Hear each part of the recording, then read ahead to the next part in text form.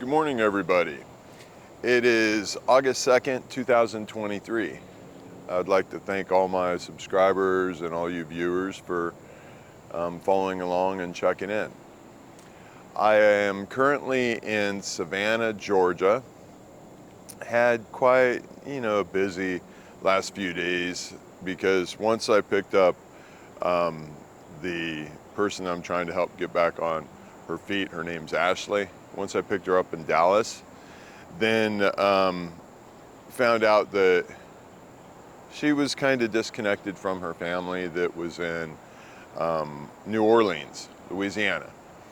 So we went down to New Orleans, Louisiana, and it had been years since they'd seen each other. And we stopped in there and we had some real quality time.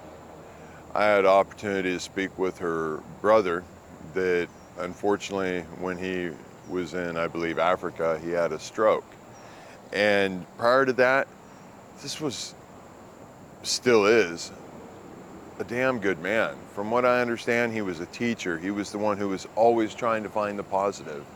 He was the strength of the family. And now the family's having to be his strength because of the stroke. He's in pretty bad shape. But fortunately, I got the opportunity that I just went in and I asked if I could speak with him. And the family, was like, absolutely. And I sat on the bed next to him and the family left. And I just talked to him from my heart. I told him, and I actually started getting tears running down my face. And I told him, I said, hey, I know how you feel. Because it was very obvious that his brain and his heart and his soul is still very much intact. He just can't vocalize how he feels. And honestly, through this documentary, I feel kind of the same way. I feel like nobody is actually hearing what I'm saying, within reason. Granted, my subscribers and, the ones who have commented before, I know you guys are hearing me, but please recognize that I'm trying to reach everybody in the entire world to try to get the whole world to start loving again. But, so I talked to him. He knew what I was saying. And I told him, I said, I know things are about ready to start getting better for him. I know things are about ready to take a drastic change. And they're going to start getting better for all of us that choose to wake up. In essence, before it's too late. We can fix all the problems of the world simply by loving ourselves unconditionally, undeservingly. If you do that for yourself, it requires you to do that for everyone else. And then everything becomes all positive. Between Ashley and I, she's putting in the effort. For her, what she finds empowerment in is reading the scripture. Myself, I've never read the scripture, other than recently I read the Jesus only words. That definitely spoke to me 100%. But I didn't feel I needed to read the scriptures because when I started waking up, all this stuff I've been talking about is just because I felt it in my heart. My father at one point said, you can't possibly know this, or you can't possibly know kind of anything about it because I haven't read the scriptures. So then I started realizing what's important about Ashley. This Ashley, the last Ashley, we'll get to that eventually. But this Ashley, I know what's important for me is for her to kind of help remind me that, hey, there's actually reassurance for what I know in the scriptures. Last night, Corinthians or something like that, 3, 4, and 5, she had me read. And what was interesting is it's kind of like a playbook of what's been going on ever since my family turned against me. And ever since Ashley and, anyway, the police department and all this. Even when I had the elderly gentleman that was following me until I got to Los Angeles. He's even mentioned in the scriptures about being set in his ways, about basically him only wanting to see what he wants to see and experience the lust that he wants to experience. No matter what I said or what I did, I couldn't get him to hear me. Well, he heard me. He heard me really well. He even admitted it, and he understood, and he knew it was true. But he made the decision that he just wants to stay in his ways. That's what's got him to there, and that's the way he wants to spend the rest of his life. And honestly, it's not my place to judge. Your entire existence, you guys have heard, thou shalt not judge. We all know none of us have the right to judge. Ashley and I had the conversation about this recently because there was something that took place that upset her. And I tried to point out to her that it upset her because of her perception within the illusion. If you truly don't judge like we all know we're not supposed to, then it wouldn't bother you. It's okay to perceive things. That's how your 10% of your brain protects you clear up until now. It's always recognizing the negative first, recognizing the negative vibrations. That way it can protect you from having to experience them again until your illusion realizes that our dumbasses have woke up enough to start taking the reins. There is so much evidence in the world that proves this. I mean, so much science, so much scripture, all of this, it's all saying the same thing. Basically, the only way you're going to truly find happiness is when you recognize the negative. You find the positive within that negative, and I guarantee you there's way more positive things I can come up with than you can come up with negative things. And then once you get the negative to recognize itself, it goes away because the brain does not want to do this to you anymore. Think about prison or definition of hell. You're a prisoner of your own guilt. Written by a non-conscious person who looks at the negative first. If you look at the truth, once you wake up and realize, oh, the brain looks at the negative first, you realize definition of hell is a prisoner of your own negative. What we've been programmed generation after generation after generation. Our parents taught us the negative. Our parents taught us a fear. You're born with the fear of falling. Everything else is human taught. It's evident. But when I started waking up August 2nd, I didn't know if it was this year or next year, and honestly, I still don't, and I don't care, because I know when I need to know. I don't really ask questions.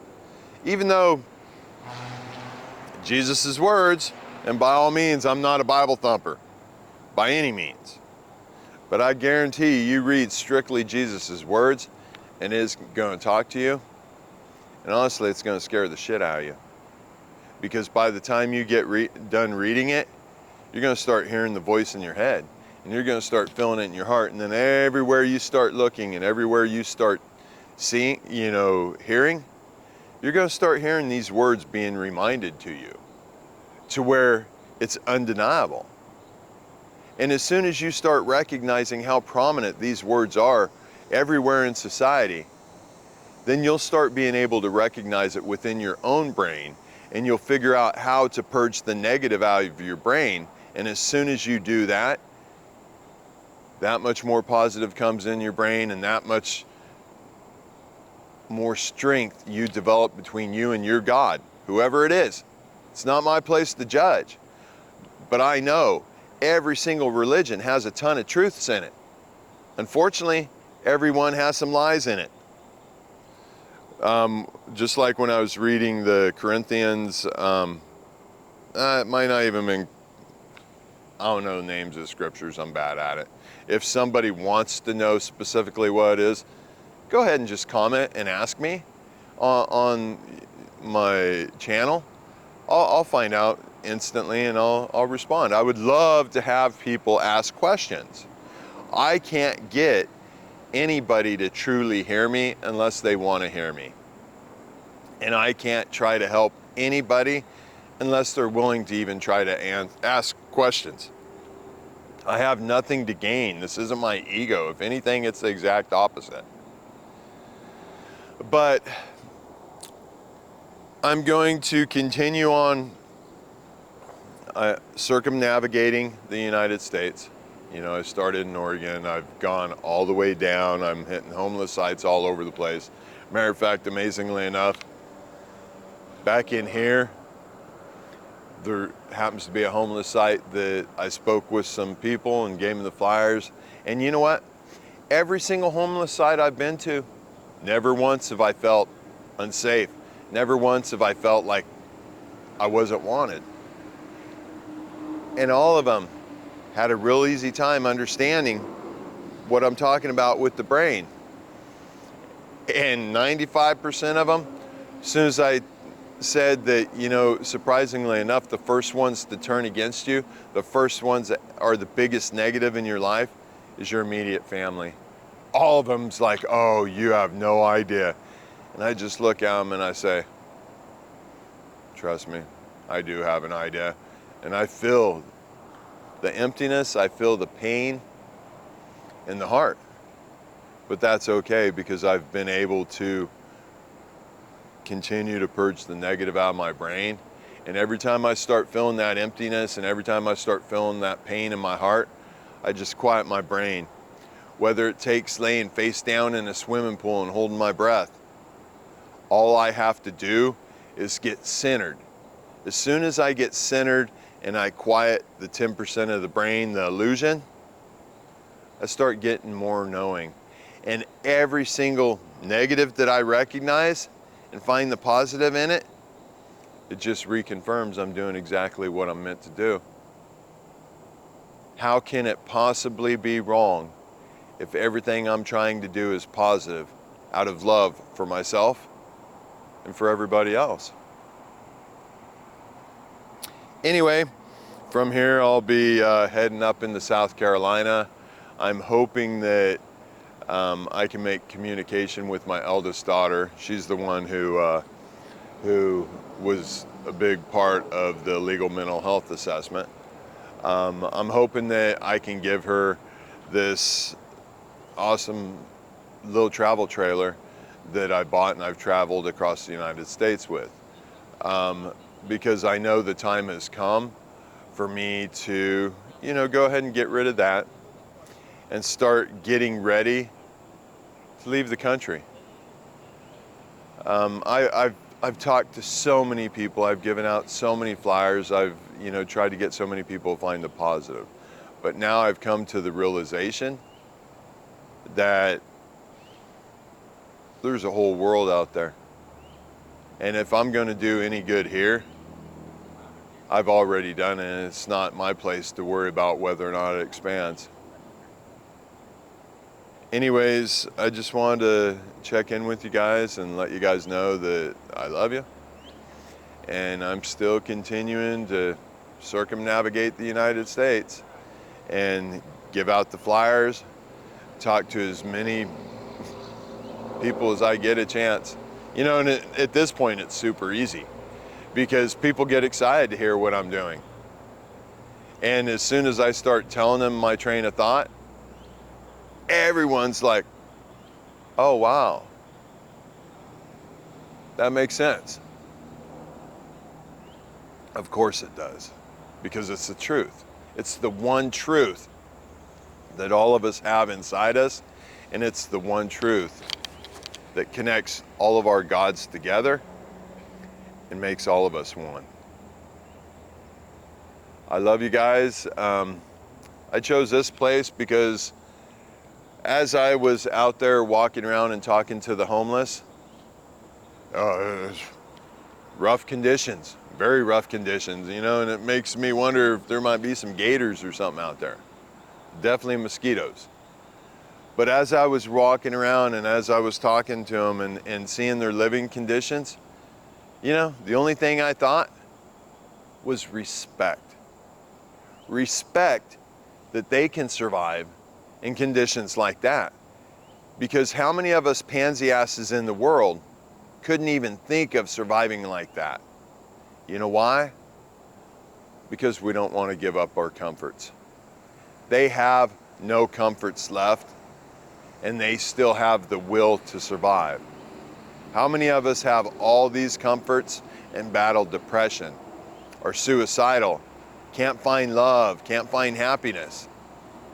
Sure, you can say, well, they have drugs or they're addicts or whatever. You know what? Don't judge. It's not your place to judge. It's not my place to judge. The only thing we can do is give unconditional, undeserving love to ourselves. And when we do that, we shut up all this bullshit judgment that takes place in our head. Hope you guys have a great day. I love you. Bye-bye.